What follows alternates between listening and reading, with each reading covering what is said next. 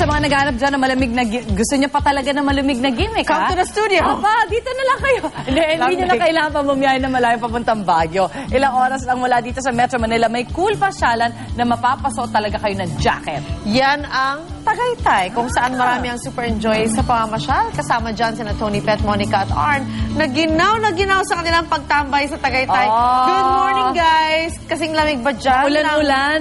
Ng weather dito sa loob. Weather talaga, Good no? morning! Good morning! Talaga yung boses, no? Ulan-ulan Ang lamig! Alam niyo kung dyan sa Maynila medyo malamig na, naku, lalo na dito sa Tagaytay dahil akalain mo ba nasa 20 degrees Celsius lang naman. So medyo umaambon-ambon pa. So talagang malamig ang panahon dito. Pero okay lang. Oo. Kaya mo pa, medyo nginig-nginig ang boses. Oo. Pero okay lang kasi ang ganda naman ng view. O, kita niyo sa aming likod. O, kitang-kita ang Taal Lake at of course ang Taal Volcano. Hi daw! At hi daw mga puso. At yun nga, marami tayong pwedeng i-enjoy dito. Pero bukod sa pamamasyal, ano ba bang pwedeng gawin dito? Kuya Bakit Per? ako nandito? Siyempre, may mga pagkain, di ba? Yun naman Ang namumuna riyan ay ang bulalo, my friend! Ang sarap! Ay, nako. Bulalo. Alam mo, kayo na takam dito sa bulalo na ito, Monica, Correct. Tony Pet eh. Ayan. So, paano ba tulutuin, Kuya Pet? Kasama natin si Ginoong Michael Anguit, Hello Yan. po, good morning. Ay, good morning, Chef. bulalo expert. Sir, chef, Siyang... ano bang ating ingredients? Siyempre, may nakita tayo dito Ito, sir. baka ito ba'y Batangas beef? Opo. Kailangan Batangas beef, Monica, Siyempre, di ba? parang masarap. Tapos, siyempre, dahil nasa Tagaytay tayo, nakakahiya naman kung hindi sariwang gulay, di ba? Correct. Tagaytay Oo naman. dapat Sariwang gulay. Actually, pwede kang maglagay na kahit na anong gulay. Pwede pechay, pero itong ating Chinese cabbage, pwede na yan. Meron tayong sibuyas, siyempre, at ang ating peppercorn. Meron yan, di ba? No? Pero paano tulutuin? Yun na ituro mo sa amin, Chef. Kasi gagayahin namin ang recipe mo para pag nasa Maynila kami. Pwede kami gawin. Actually, Opo. mag-uwi po kami ng luto nyo. Ako mag-uwa kayo ng karne. Ayan. Opo. So, Tapos? pakukuluan natin yung karning Batangas, tama ba? Opo. Ayan, Yes, gano'n po opo. katagal yan? After 30 minutes po. 30 minutes. So, halo natin ang... Beef cubes. Ano po yan? Beef cubes po. Beef cubes. Ayun. Tapos, Tapos, asin. Pang-enhance ka lang. asin. Ang bango. Tamang-tama. Amoy Asin pa lang po. ulam na eh, no? Correct. Ano po yan? Bitsin po. Betchin. Tapos, Tapos, Sibuyas. sibuyas. Yan, Cebu. Yeah. tapos, Ano yan? pamintang buo po. Pamintang buo. Dapat Yan, Cebu, buo. saka tapamin. So, na-imagine nyo, di ba nagkakaroon, Tapos, iba-iba yung layers ng lasa, di ba? Meron tayo, may patis, at meron lasa ng... Maalat. Medyo anghang. Oo, may konting anghang. Matamis. Merong lasa ng baka, tapos meron ng peppercorn. Oh, wow!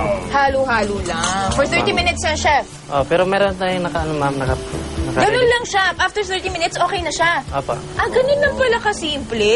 Mabilis naman, mabilis at... Mabilis naman maluto niya siya. makukulo ang, ang baka eh, di ba? Sabi ko, tama lang ang temperatura, tama ang pagpapakulo, mabilis lumambot ang baka.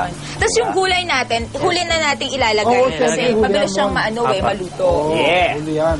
Woo! I'm so excited! Ako rin. It's a beautiful thing. This bulalo. So perfect, you know. May kanin pa tayo dyan? May Ayan. kanin? Kahit walang kanin, pwede rin art. Correct. Papakin na lang natin. Yan. Tama. Yan sa lamig na weather talaga. Pag ganyan mga panahon, masarap talaga mainit na sabaw eh. No? Oo, Yeah. lalo na ngayon, taglamig dito. Huling ilalagay yung gulay, di ba? Kasi Ayan na. Nilalagay na yung gulay. Siyempre, Patatapos bukod na sa siya. ating bulalo, meron din silang mamalaking tapsilog, di ba? Siyempre, yung baka dito galing sa Batangas, di ba? Ang kanilang Bakang tapa. Alam niyo ba Batangas. na ang tapa dito sa area kakaiba, nilalagyan nila ito, binababad nila ito sa kape. Oo. Kape Batangas, malapit na sa kabilang probinsya lang yan, oh. Correct. Di ba? Dalawang tumbler Kaya, yan. Sarap ng kakaiba. kain mo dyan, ah. Full-bodied ang lasa, di ba? Very bold ang flavor. Kape. Sorry, ingitin kita Kuya Pet. Kung ikaw kumakain yan, eto, Akin titikman kaya yan. ko. Bulalo, ito na finally. Ano, my friend? Saan bowl? Siyempre lalagay ko sa ano. Sabaw na lang muna kasi medyo Sige, naghintay lang ako sa mahirap yung bangin, ha? laman. Tapos, Dito wala ba? tayong wala tayong pangkuhan ng sabaw. Sige, higupin ko na lang dito. Huwag dahan mo, mainit yan ha. Yan, tirahin na natin, baka tirahin na iba eh. Oo nga eh. Uy, akin kaya yan. Ito, tapsilog. Ay! Nagkalat pa ako. Pero ang sarap! Chef, ang sarap! First time mo, my friend? First time, First pero ang time. sarap mga kapuso. Talagang yung init, tamang-tama nga sa lamig, tsaka ang lasa talaga niya. I love it. Anyway, mga kapuso, sa Marami ating pa tayo ni pagbabalik. Bida.